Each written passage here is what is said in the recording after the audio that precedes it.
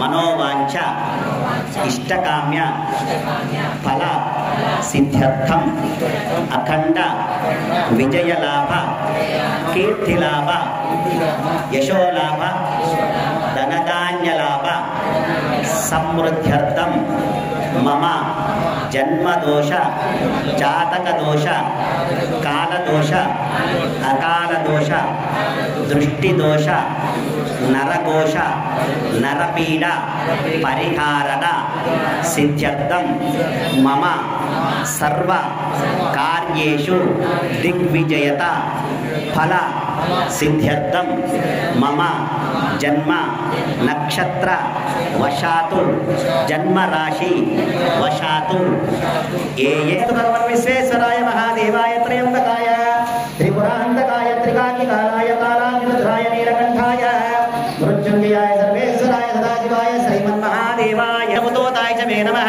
రుద్రమునయ యాతే రుద్రశివాతనూర ఘోరాపాపకాశినే దయానస్తం వాశంతమయాగిరి శంతాసి యథా నః సర్వం విస్మనాగతో అద్య భోజాగతి వక్తామృతమోదై భోవిజకో అగేయించ సర్వాంచంపయం స్వరాట్ వ్యాకుదాన్యః అసౌ అష్టామ్రో అరుణ ఉతమప్రస్సు మంగళః ये चेमागं रुद्रविदो दिक्षुन्दा सहस्रतो वैशाखं मेढहीमहे असो योपसर्पते नीलग्रीवो विलोहितः उतैनं दृष्टो मुनयातिनः नमो अस्तु नीलग्रीवाय सहस्रमुञ्चधर्मणास्तु वयारोत्यवर्जं याचते हस्तैः वहापराधो भगवोपः अवदत्तु नृत्तकं सहस्राक्षति त्रिकालिन्वारां मुखासिमूलस्वनाभमविवचन् योगानुवागमुतः आनेसन्नस्तव तन्मने परिते तन्मनो ऐतरसुजातो यस्तुवारे अस्मन्निराय नीलकण्ठाय मृत्युये नमो बलप्रमदनाय नमः सर्वभूतनमनाय नमस्ते तत्पुरुषाय विद्महे महादेवाय धीमहि ॐ यस्ते मन्यो विदध्वज्रसायकासकमोजः मुदीरते मानुषी कृत्तुदैतप्रदेतः तन्तमन्योऽत्र दुर्जकीलाहं स्वातमोर्वलतेयाय मेघे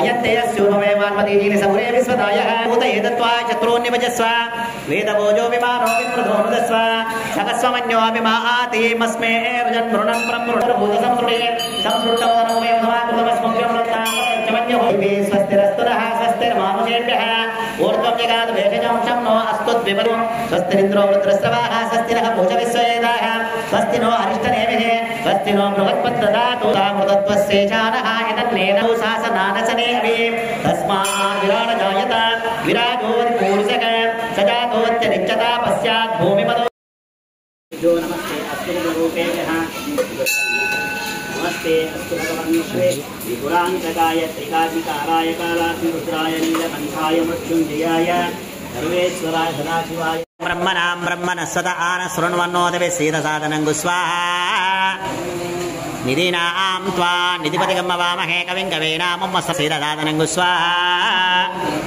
ॐ प्रियाणां त्वा प्रियपतिगं वामहे कविं कवीनामुम्मस्रवस्तं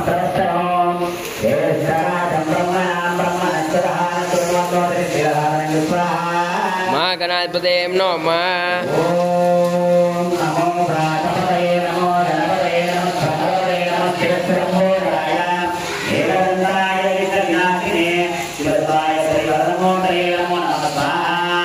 महागणाधिपते नमः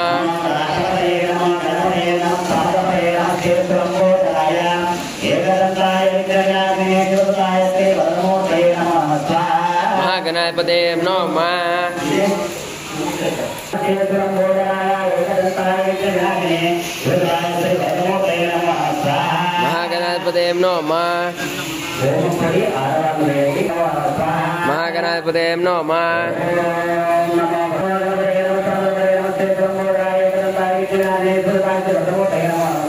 महागणाधिपते नमः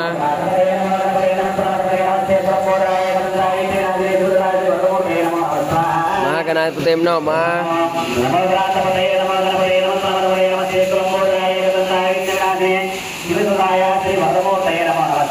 महागणाधिपते नमः महागणाधिपते नमः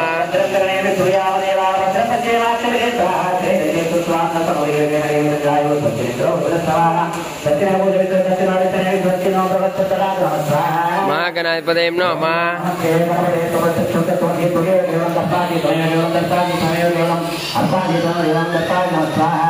महागणाधिपते नमः महागणाधिपते नमः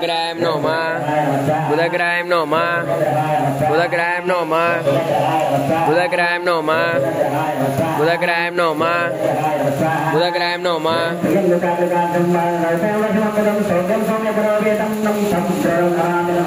బుధగ్రహాయ నమః బుధగ్రహాయ నమః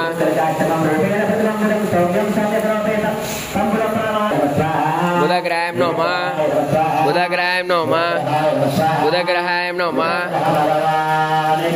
జై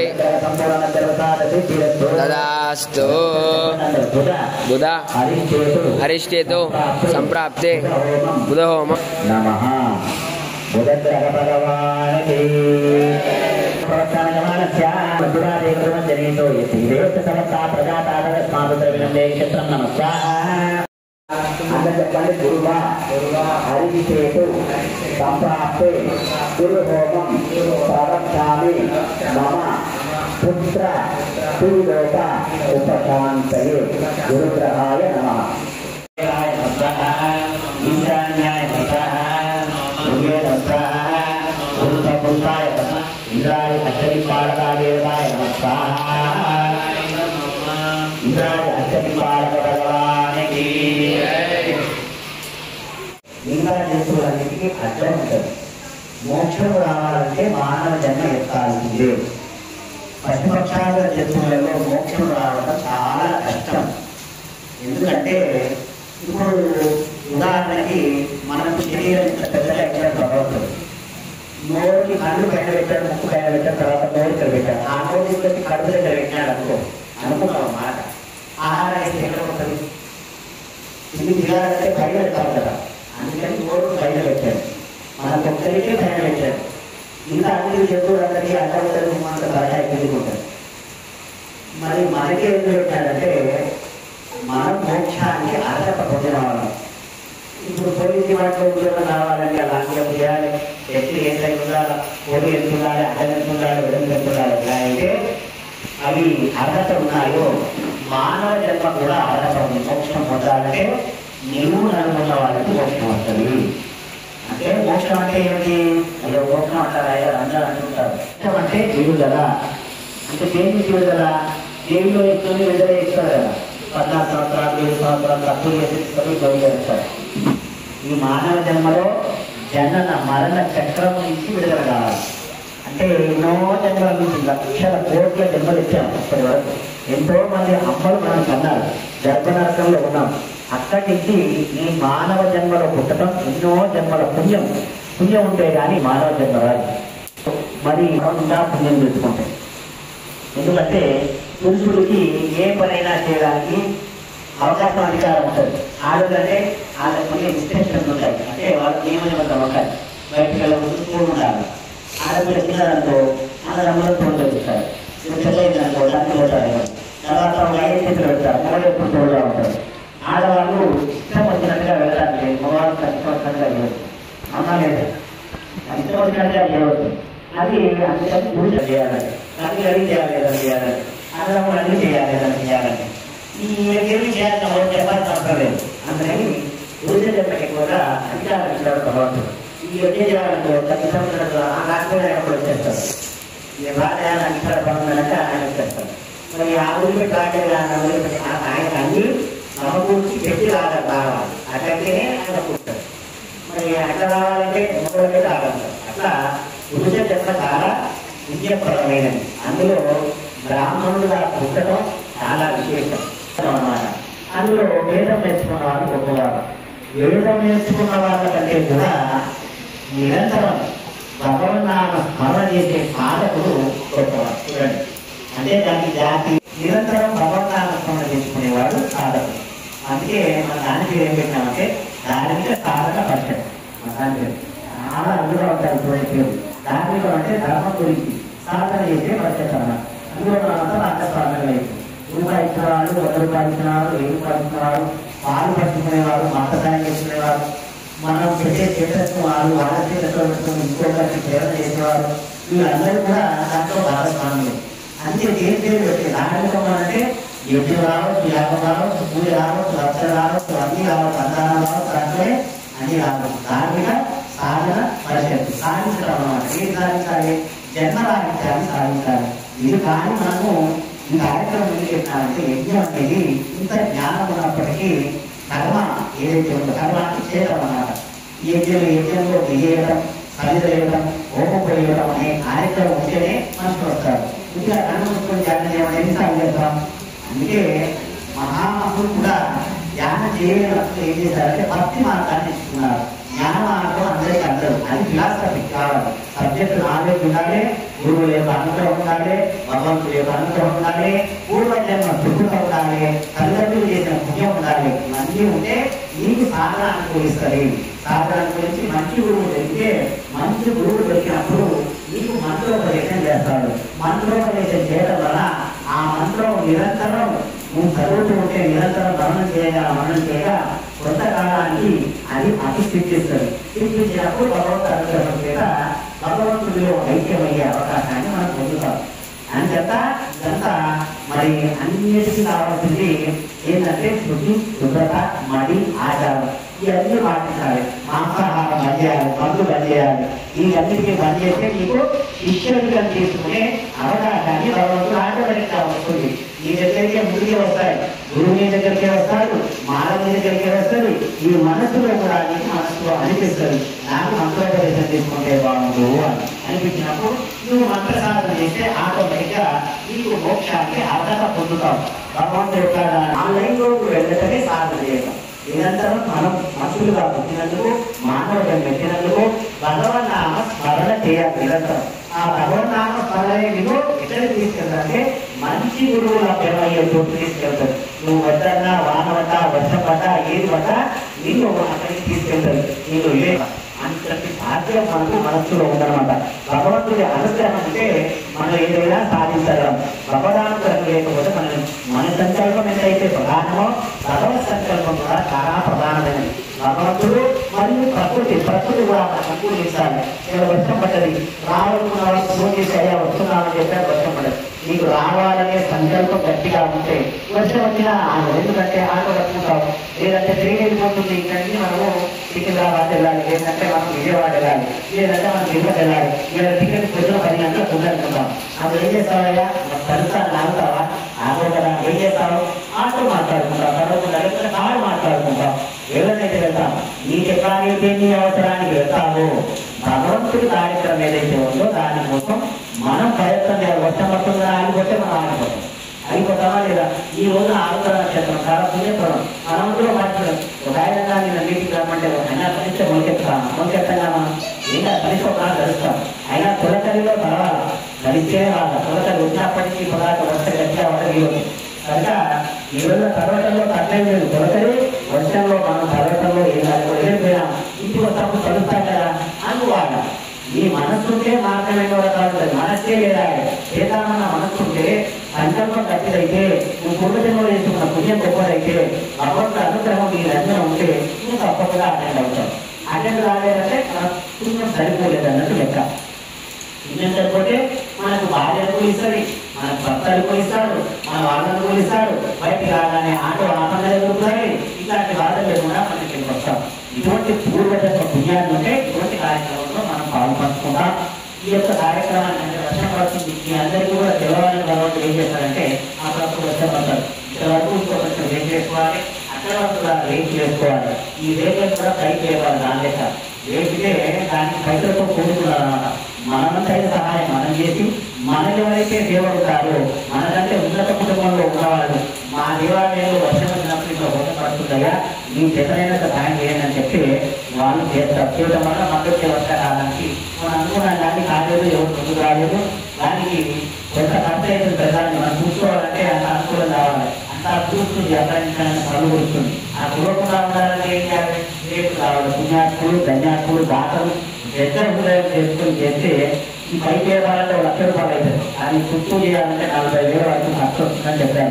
30 నుంచి 40,000 వరకు పెట్టాలంటే మా అందరం ఎంత పోయినాను. ఎందుకంటే 40,000 అంటే ఇప్పుడు ఆచారానందం పిల్లలు స్కూళ్ళు అని చెప్పి కూడా నేను కూడా అయితే వెళ్ళినాను. స్కూళ్ళు ఫీజులు అవన్నీ అనేసరికి మనకు ఖర్చు పడుతుంది. అంటే ఆచారానంలో అది ఒక ఆటలు అయితే కష్టపడి ఇంకో ధర్మాన్ని కానీ కూడా చెప్పింది మన దగ్గర. ఎందుకంటే ధనం మూలం ఏదంటే రాజ్యాల మూలం ఏదంటున్నాం. శాస్త్రం, దైవం ఇటువంటిది మూలం ఎక్కడ ఉందంటే ధనంతో ముడిపడి ఇప్పుడంతా డబ్బుతోనే నడుస్తుంది కనుక భగవంతుడి యొక్క అనుగ్రహం ఏది ఎప్పుడు ఎలా జరగాలో ఆయన అనుగ్రహం మనం ఎప్పుడు ఉన్నా కానీ చేసేవాడు దాంట్లో ముందుకు రావట్లేదు.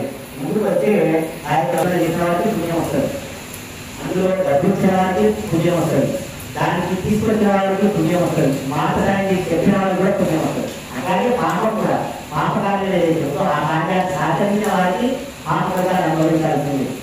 ఆ కఠిన వారికి పాపం పాపకార్యానికి మరి ఆ సపోర్ట్ చేసి డబ్బు ఇవ్వడం వల్ల ఆ పాపం అనేది అంటుంది పాపం తప్పకుండా. అందుకే పుణ్యకార్యానికి ఏ విధంగా అయితే భర్త వస్తుందో పాపకార్యాన్ని కూడా సహకరించిన వారికి, ప్రేమ చేసిన వారికి, మాట అని వాళ్ళు ఆ కార్యక్రమంలో వచ్చిన వాళ్ళకి తప్పకుండా పాపం వస్తుంది. ఇటువంటి పాపపుణ్యాలు అంతకుండా మనం పుణ్యకార్యాలు చేసుకుంటుంటే మన అకౌంట్లో పుణ్యం ఉండటం వల్ల భగవంతుడానికి ఎక్కువగా లభిస్తుంది. ఇటువంటి రుద్రహోమాలు పాల్గొనడం చాలా పుణ్యంగా దేనికైనా ఒక సమయం రావాలా. 20 ప్రజలు కావాలంటే 20 కావాలి, 20 వస్తే ఇలాంటి ఓటకు రాదు, 15 ఏళ్ళు వస్తే ఓటకు రాదు, పెళ్లికి వేస్తే 20 కావాలి. అప్పుడు అటు పని చేస్తారో డబ్బులు సంపాదిస్తారు. అప్పటిదాకా మనం ప్రయత్నం చేస్తూనే ఉండాలి. నమో భగవతే వాసుదేవాయ అరుణాచలేశ్వర భగవానికి పార్వతీ పదయ హర మహాదేవ నమో పార్వతీ పదయ హర మహాదేవ రామచంద్ర మహారాజకి హనుమానికి సీతా మాతాకి ఓ మాతాకి ఓ మాతాకి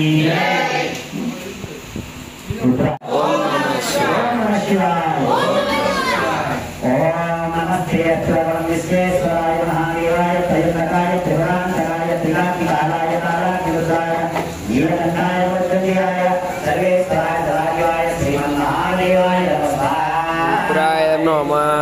ओम नमो केशवाय नमो केशवाय नमो नारायणाय नमो कलिकरणाय नमो कलिकरणाय नमो फलप्रदाय नमः सर्वभूतमनाय नमो मनाय नमः। ओम नमोेभ्यो नमोेभ्यः गोरखोरेभ्यः सर्वेभ्यो सर्वसर्वेभ्यो नमस्ते गुरुदेवः नमस्कार। ओम सद्गुरुदेवाय महादेवाय नमो नमस्कार। ओम ईश्वर सर्वज्ञान ईश्वर सर्वगुणान ब्रह्मांड ब्रह्मांड नमस्कार। ओम नमोेभ्यो नमोेभ्यः गोरखोरेभ्यः सर्वेभ्यो सर्वसर्वेभ्यो नमस्ते गुरुदेवः नमस्कार। ओम नमस्ते देवदेवेशा नमस्ते परमेश्वर नमस्ते गुरुवारूढ़ नकाराय नमो नमस्कार। ओम महादेव महापातकनाशनो महापापहरं वन्दे मकाराय नमो नमस्कार। शिवं शान्तं जगन्नाथं लोकानुग्रहकारणं शिवं व्यासरमेश्वरं यदीन्द्रं गुरुदेवेश्वरं यकाराय नमो नमस्कार।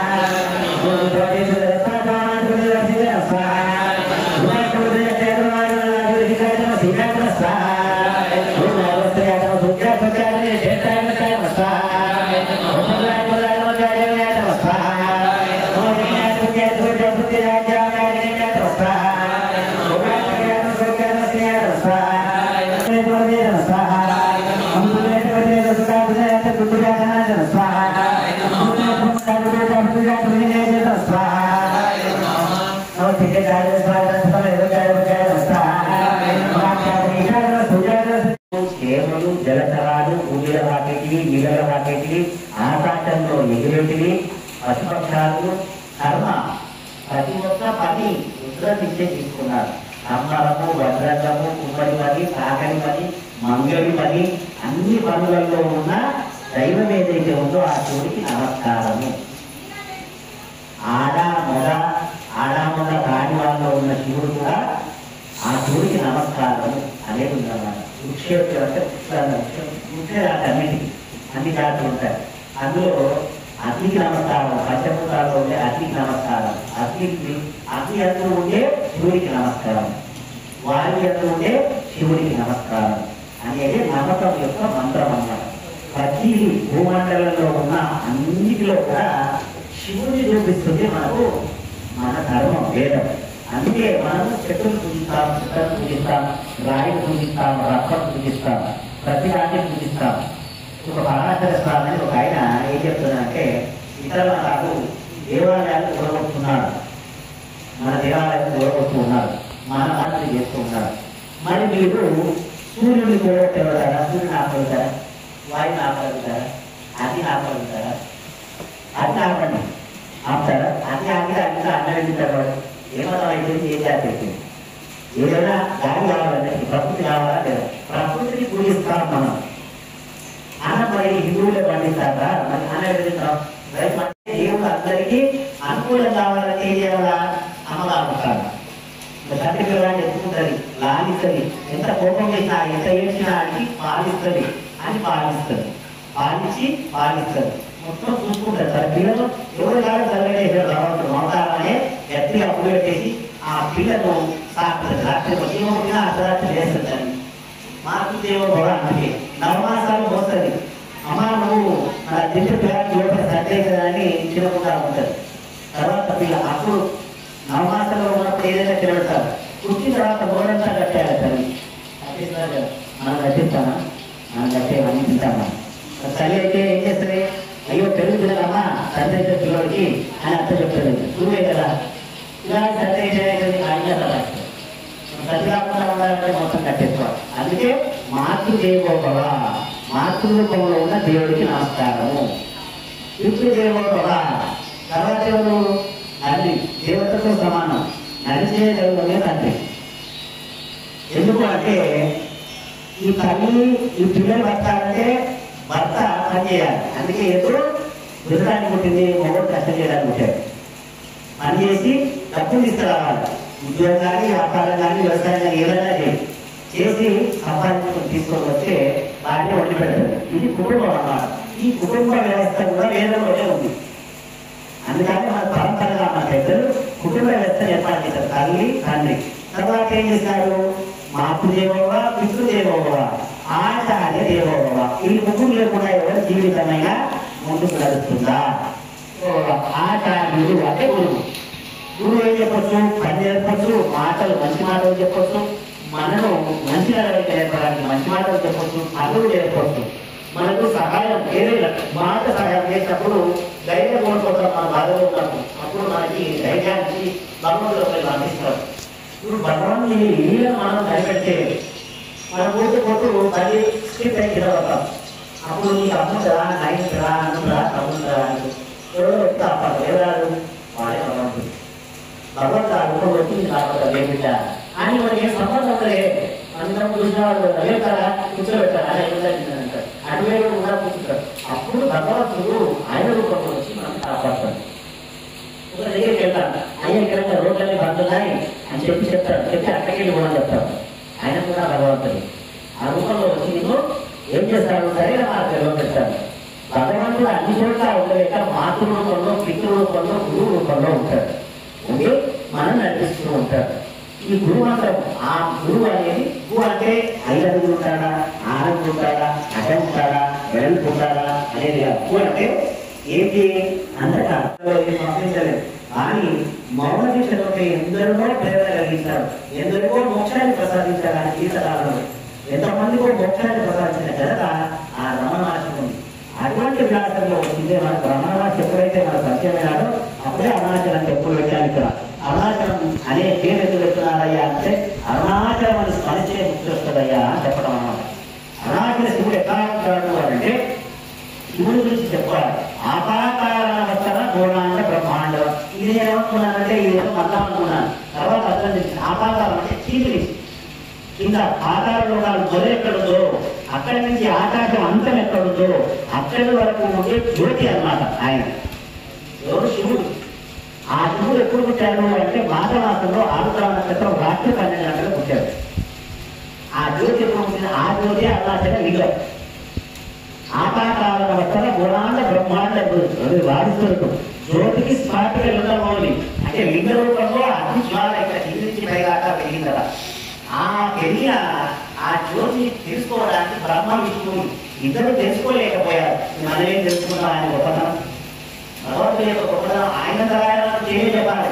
మనం తెలుసుకోవాలని ప్రయత్నం చేసినా ఆ ప్రయత్నంలో ఆయన అనుకోకపోతేనే మనకు తెలుస్తుంది, లేకపోతే తెలియదు. ఎప్పటికైనా మోక్షాన్ని ప్రసాదించాలన్నా, మనకు సత్యాన్ని ప్రసాదించాలన్నా, సంపదను ప్రసాదించాలన్నా, ఆరోగ్యాన్ని ప్రసాదించాలన్నా, ఆయుష్ని ప్రసాదించాలన్నా ఆయన యొక్క అనుగ్రహం ఆశిస్తూ మనకు కావాలి. అటువంటిదన్నీ చెప్పిన వాడు మనకు గురువు వ్యాసుడు. ఆ వ్యాసుడు కూడా అప్పటికి కూడా పురాణాలు సరిపోక బాగా గొప్పి కట్టిపోయిందంట వ్యాసపడవాడు. అంటే బాగా రాసి వ్యాసం అంటే చెప్పటం వల్ల రాసిన వాడు గణపతి అన్నమాట. అందుకే గణపతికి మొదటి పూజ చేస్తాం. గణపతి లేకపోతే మనకు ఇవన్నీ వచ్చేటి కాదు, ఈ మంత్రాలు వచ్చేటి కావు. ఈ మనుగడే లేదు. మానవుల యొక్క మనుగడ మొత్తం గణపతి మీద వ్యాసం మీదనే ఆధారపడింది వ్యాస భగవానుడు. ఆ వ్యాస భగవానుడు చెప్పడం వల్ల అంత స్పీడ్గా రాశాడు మన గణపతి. రాసినప్పుడు ఇవన్నీ రాయగా ఆయనకి ఏమైంది మనస్సులో చికాకు లేని ఇంత రాసినా కానీ నాకెందుకో చికాకు రావాలి అన్నాడు. మీకు ఎప్పుడైనా ప్రేరణ మీకు భాగవతంలో కానీ పురాణంలో కానీ ప్రేరణ కలిగించే వాళ్ళు ఆయన ప్రేరణ కలిగిస్తూ ఉంటారు. ఎప్పుడైనా కష్టకాలం వచ్చినప్పుడు ఆయన అద్భుతంగా వచ్చి వాడుకోతారు. ఆయనే నారద మహర్షి. నారద మహర్షి వచ్చి ఈ యొక్క వ్యాస భగవాను చెప్పినారట, అయ్యా నువ్వు ఇన్ని రాశావు కానీ నీ మనసు పిలవాలంటే ఏం చేయాలి అని అంటే, స్వామి బాధపడుతున్నాను ఏం చేయాలి, ఇదంతా రాజీ మనం కూడా పని చేసి టెన్షన్ ఎక్కువైపోయి పడుతున్నామని చూస్తుండగా మనసు అంతా చికాకుగా ఉంటుంది. ఆ చికాకు కూడా అంటే ఏం చేయాలి అన్నారు. అంటే ఎన్ని రాస్తామని భగవంతుడి యొక్క లీలలు రాయాలి, భగవంతుడి యొక్క కథ రాస్తారు, భగవంతుడి ఎక్కువ రాస్తారు, భగవంతుడి యొక్క లీల ఎక్కడో రాయి. అదే భాగవతము. భాగవతం రాయి కృష్ణుడి యొక్క గొప్పతనము లీలలు. గొప్పతనం ఇప్పటిదాకా రాశావు, లీలలు రాయి, లీల ఎక్కువ శ్రీకృష్ణుడి యొక్క లీలలు రాయి. దాన్నే భాగవతము అంటారు. ఆ భాగవతము రాయటం వల్ల ఈయన ఏమైనా మానసిక ప్రశాంతత పొందాక ఎవరైతే భాగవతం అని రాస్తారో, అందుకే భాగవతం మహర్షి ఒక మహారాజు మరి పాండులంతా రాజు చేత పాండవుల యొక్క పరంపరలో పుట్టిన మహారాజు చంపాడట. చంపడం వల్ల ఏం చేశాడు, నువ్వు 7 రోజులు చనిపోతావు అని చెప్పినాడు. 7 రోజులు చేస్తాను చనిపోతావు అని చెప్పినాడు. మరి 7 రోజులలో చనిపోయే టైంకి ఏం చేయాలి? ఇప్పుడు మనం చనిపోతాం, ఏం చేయాలి? నిరంతరం భగవన్నామం చేయాలి. మార్కండే కూడా అంతే. ఈ మార్కండే మహారాజు చరిత్ర కూడా ఏమంటే 16 సంవత్సరాల వాడు చనిపోతాడు అని చెప్పడం వల్ల మార్కండే ఏం చేశాడు, వదిలేసి భగవన్నామం పెట్టాడు. చిన్న పిల్లవాడు పోతాడు చంద్రులు అన్నాడు. అయినప్పటికీ ఆయన ఎక్కడ చచ్చిపోయేదే కదా, చచ్చిపోయేటప్పుడు భగవంతుడు చేరుకోవాలి. మనకు 100 సంవత్సరాలు ఉన్నాయని మనం యుద్ధాలు చేద్దామని అంటున్నాం. అట్లా అనకుండా 7 రోజుల ఆయన పరీక్షిత్ మహారాజు అనే పేరు మర్చిపోయి కూడా రాలేదు. పరీక్షిత్ మహారాజు 7 రోజులలో మోక్షం పొందాడు. కొడతాడు ఎవరన్నా మహారాజు అయిన వాళ్ళు, మనం ఉంటాము 7 రోజులు కొడతాం. మనం కూడా నిజం వాస్తవం. ఎలా ఉంటామంటే భాగవతము అంటే మనం కూడా మోక్షాన్ని పొందుతాం. ఆ భాగవతానికి 100 సార్లు మనం ఏమైతుంది, భాగవతం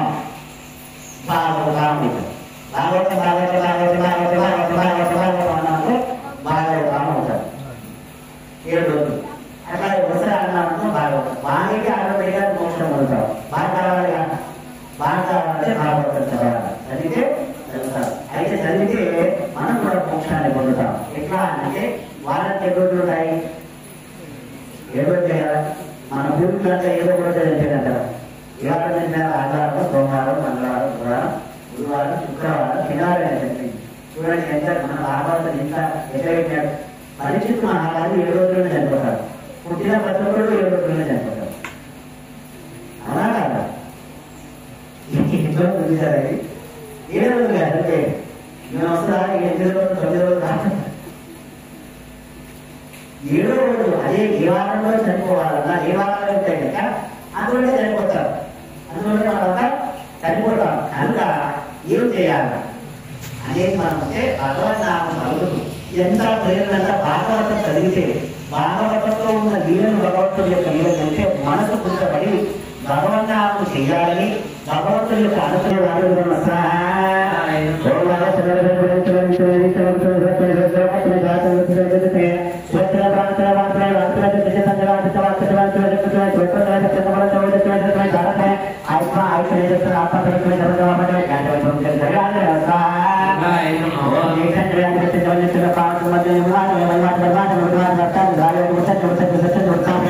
जगत्तमे धनंतरे वचतमे कृषितमे कीर्तमे मोडतमे व्यापतमे जगतमे चित्तमे चित्तमे चित्तमे वेचतमे भूतमे विविधमे तंतमे भूतमे बुद्धंतमे बुद्धितमे कृतंतमे कृतंतमे मतितमे सुमतितमे नमस्कार ओम शंतमे मयस्तमे प्रियतमे कामतमे कामतमे सर्वतमे प्रियतमे प्रियतमे तावतमे प्रियतमे सुतमे आत्मने समितमे ज्ञातमे दूरदर्शने भूतात्मे प्रेषणे तत्वमे जगतमे नानात्मे निवारात्मे नमस्कार अष्टात्मे कृतिनात्मे गणेशमे पवित्रमे जगतमे वरिष्ठमे हिरण्यतमे यत्तमे धीरतमे तौत्रमतमे चित्तमे चित्तमे चित्तमे नमस्कार अग्नितमे इंद्रतमे सोमातमे इंद्रतमे दुर्गातमे इंद्रतमे इंद्रतमे लोकातमे इंद्रतमे पवित्रमे इंद्रतमे प्रसादमे इंद्रतमे आकाशमे इंद्रतमे भगवतमे इंद्रतमे विश्वासदेवा इंद्रतमे नमस्कार ओम कृतितमे इंद्रतमे इंद्रतमे इंद्रतमे इंद्रतमे देवतमे इंद्रतमे इंद्रतमे इंद्रतमे इंद्रातमे मोटातमे इंद्रतमे बदातमे इंद्रतमे नमस्कार इंद्रतमे पुत्रातमे मंदिरातमे दुरातमे दुरातमे ऐन्द्रातमे विश्वादितमे मैं माही प्रार्थना करते हैं गाय पुत्र को पत्नी माता ने कहीं तरह के सुंदर सुंदर में भगवान ग्राहक ने और तो ग्राहक ने भगवान ने पूरे बच्चे बच्चे जितने हक में बच्चे ने बच्चे ग्राहक में अस्ताच में बच्चे सदा कारच में स्वाहा और पिछले बच्चे सूरज को रात में नीचे में यज्ञ का पता उच्च में साम में दोनों में निशा में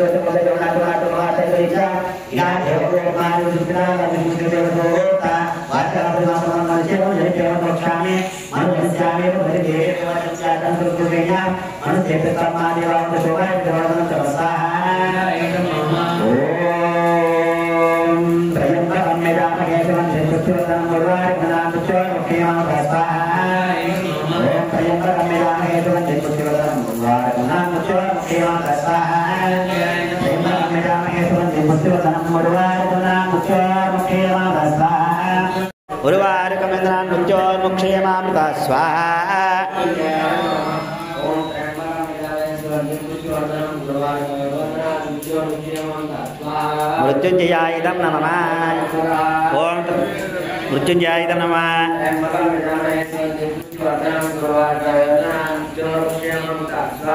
मृत्युंजयायदं नमः ओम त्रयंबकं यजामहे सुगंधिं पुष्टिवर्धनम् उर्वारुकमिव वन्दनान् मृत्योर्मुक्षीयमामृता स्वाहा ओम त्र्यंबकं यजामहे सुगंधिं पुष्टिवर्धनम् उर्वारुकमिव वन्दनान् मृत्योर्मुक्षीयमामृतात् स्वाहा हर हर महादेव हर हर महादेव हर हर महादेव हर हर महादेव ఇంట్లో ఒక ప్రశ్న కూడా మీకు వస్తుంది ఆ ప్రశ్న మీరు మొత్తం శ్రద్ధగా అంటే ఆ ప్రశ్నకి సమాధానం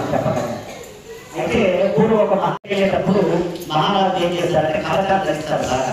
అంటే క్రూర జంతువులను కాపాడుకోవడానికి బాగా పర్వాలు గట్టిగా వేసుకుంటారు, భుజపీఠాలు వేసుకుంటారు, గట్టిగా ఏమి కఠిన కానీ కాకుండా అవన్నీ ధరించి బయలుదేరుతారు. సైన్యంతో బయలుదేరాడు, అడవికి వెళ్ళాడు. వెళ్ళి చాలా జంతువుని మరి చంపాడు. బాగా చంపి వేట అంటే మహారాజుతో చాలా ఇష్టం అన్నమాట.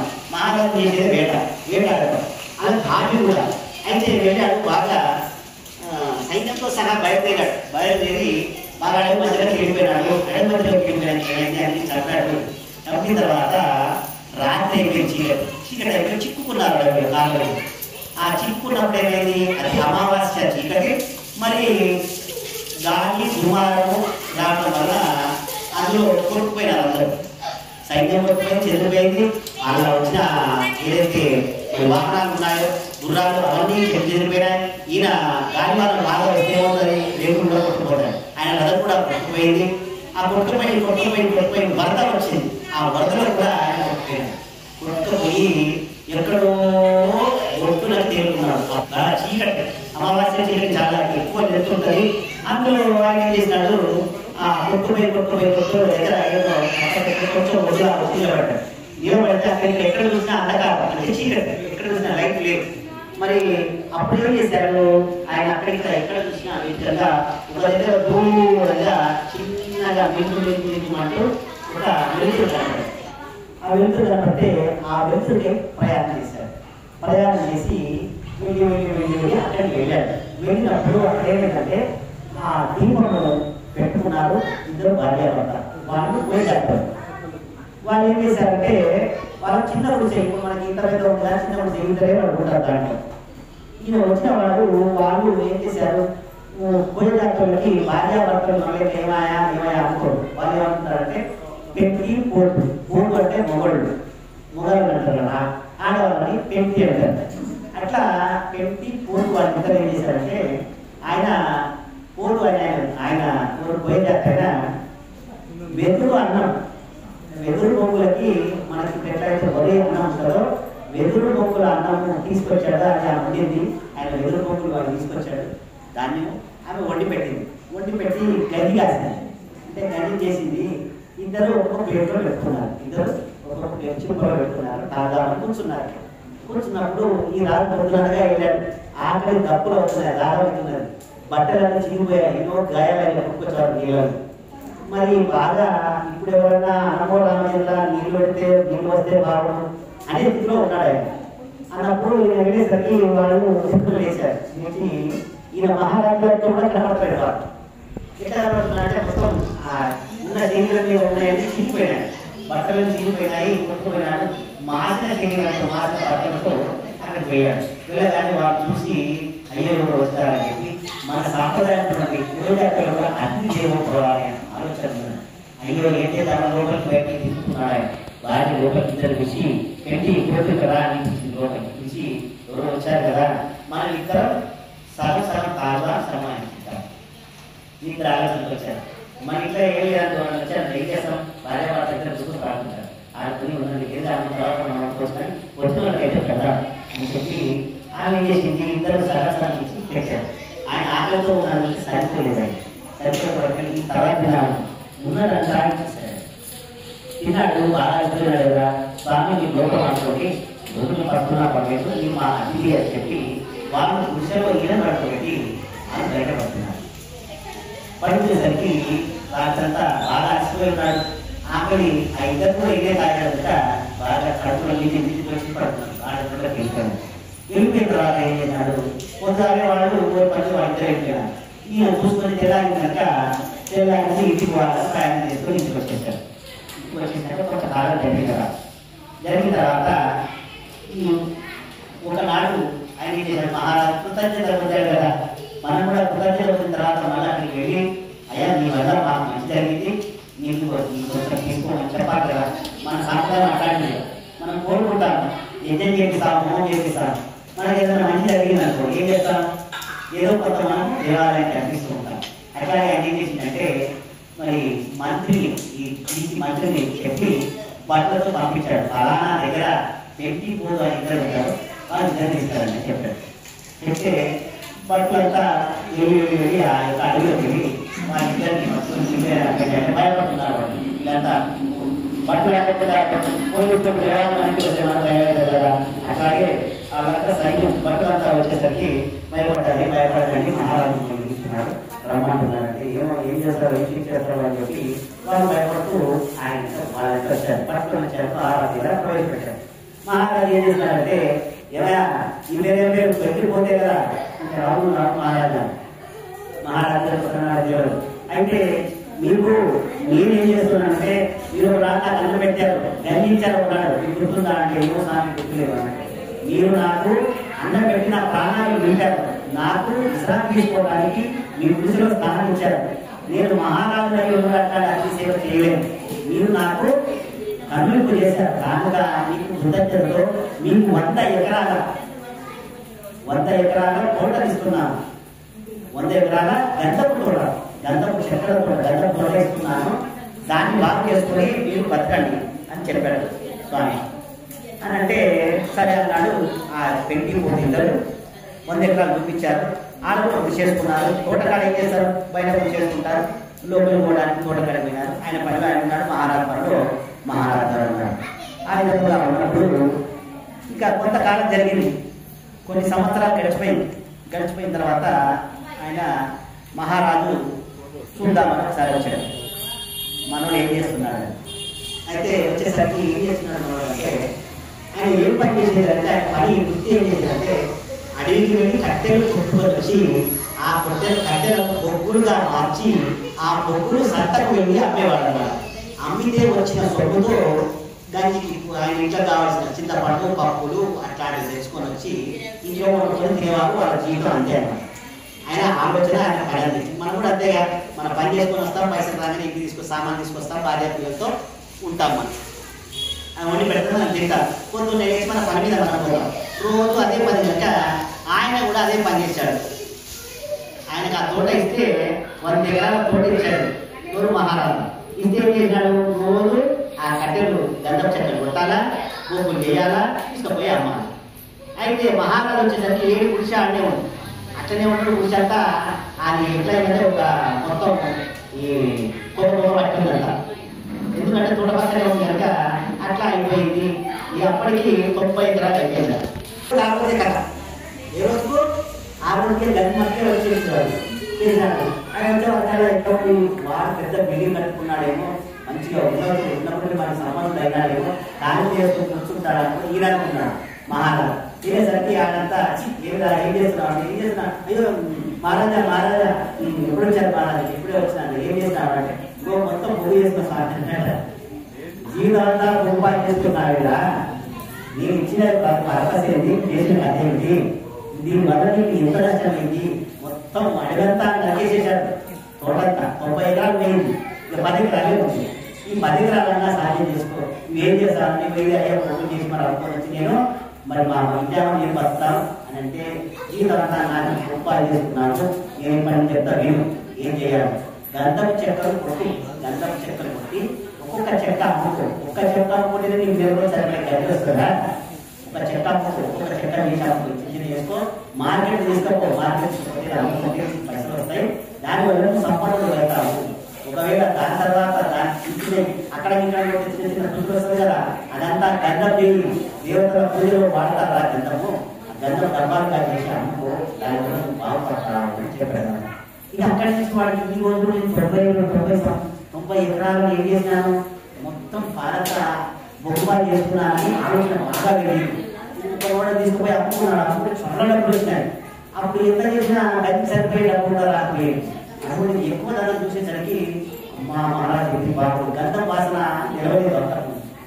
తెలిసింది కనుక ఏం చేశాను, చిన్న కుటుంబం కూడా పోకుండా పౌరులు చేశాను స్టార్ట్ చేశాను. అట్లా 10 ఎకరాలు స్టార్ట్ చేసి ఆ మహారాజు తీసుకొని పెద్ద ఉన్నట్లయినాక సంపూర్ణ మహారాజు ఆయన కూడా ఒక సామంత రాజయ్యాడు. 10 ఎకరాలు కదా కొంచెం కూడా ఉపయోగపడకుండా సమయాన్ని వృధా చేయకుండా దాన్ని కూడా అమ్ముకొని బాగా సమృద్ధి అయ్యాడు. తర్వాత మహారాజు కలిసి బాగా ఇస్తున్నాను చెప్పాడు. చెప్పడం వల్ల ఆయన సంతోషపడి అప్పటి నుంచి ఇచ్చేదానికి ఆయన కూడా సంతోషపడి ఆయన ఆశీర్వదించాడు. మంచిగా మహారాజత్వానికి ఆయన సమర్థాలుగా ఇచ్చాడు. ఇచ్చి ఆయన యొక్క రాజు యొక్క సింహాసనం పెట్టినట్టుగా చేస్తున్నారు. ఇది ఈ కథ ఎప్పుడు ఉపన్యాసంలో చెప్పేవారు మా యువకుడు. ఇది ఈ ఉపన్యాసంలో ఉన్న నీతి అని మిమ్మల్ని ప్రశ్న అడుగుతున్నారు. ఏం చేశారు ఆయన? మరి మహారాజు చిన్న ఉపన్యాసం చేసినందుకు ఆయన అంతరించారు కదా. అది అందులో ఉన్న నీతి ఏంటి, దాంట్లో ఉన్న అసలు నీతి ఏమిటో చెప్పేవారు. ఇది చెప్పి చాలా మందిని మార్చేవారు. భగవనామం వైపు, భగవంతుడి సేవ వైపు, భగవంతుడి యొక్క గొప్పతనాన్ని చెప్పడానికి ఆయన మార్చేవారు. శ్రీరామ శరణ గారు ఇప్పటికీ ఉంది. అక్కడికి వెళ్తే అటువంటి మహాత్ములు ఇప్పటిదాకా నేను ఎక్కడ చూడలేదు. అంటే ఆయన యొక్క గొప్పతనం ఎట్లా ఉందంటే, మా అబ్బాయి సంవత్సరం పిల్లలు ఎత్తుగా పుల్లైనా ఇక్కడ ఎప్పుడైనా పోయినాము. అసలు ఆయన గాలి మరి అప్పుడు ఇంకా ఇప్పుడు ఎప్పుడంటే 2007 పుట్టాడు మా వాడు. 2010 పుట్టాడు. 11 12 పోయినాను. మొన్న 40 ఏళ్ళు వేసుకుంటాడు మా వాడు. అప్పుడు పోయినప్పుడు అన్ని పొండు చేసినాము. పుట్ట మీద చీని బట్టి ఈగలు ఆడుతుంది. ఇట్లా కచ్చి బట్టి దగ్గర పెట్టి తీసుకొచ్చాడు. పోయిన తర్వాత అదే మొదటిసారి మా యువకుడు దర్శనం చేసినాం. దాని ఏడుపుడు అయితే ఉదాహరణ గ్రామానికి వెళ్ళాం. అయిన తర్వాత చిన్న హనుమంతుడు ఉంటాడు. ఇంతలో హనుమంతుడు ఆయనను బాల హనుమంతుడు అంటారు. పవన్ కుమార్ పేరు పెట్టారు. ఆయన భర్తీ చేశారు. ఆయన అడిగితే అన్ని కోరికలు చేసేస్తారు. అటువంటి చిన్న హనుమంతుడు హనుమంతుడు.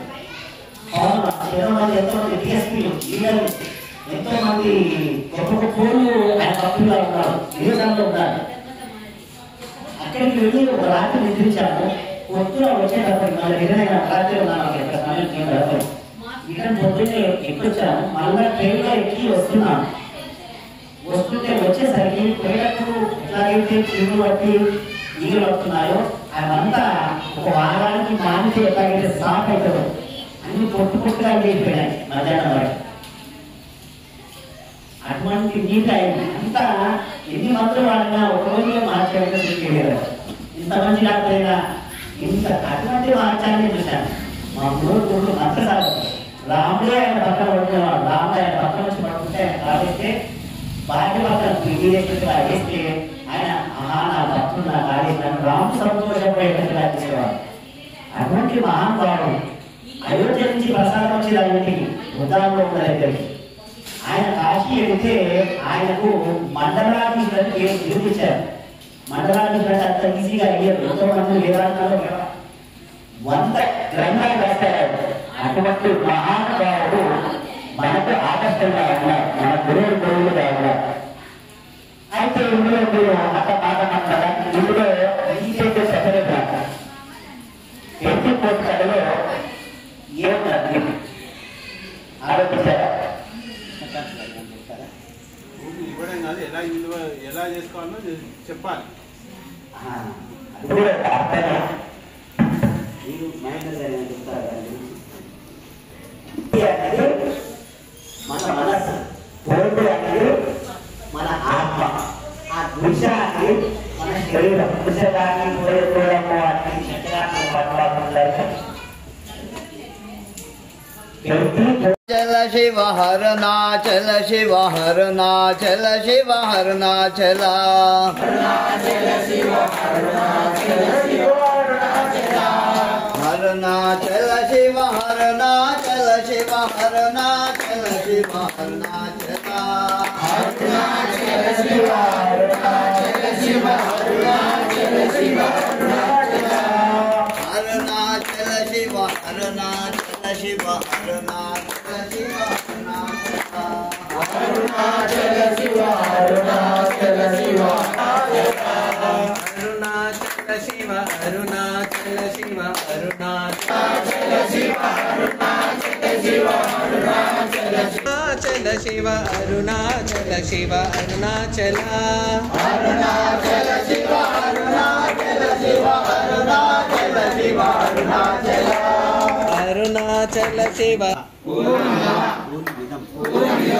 पूर्णात् पूर्ण उदच्यते पूर्णस्य पूर्णमादाय पूर्णमेव वशिष्यते ओम शांति यज्ञेश्वर भगवान की यज्ञेश्वर भगवान की पार्वती पते हर महादेव शंभो शंकर महादेव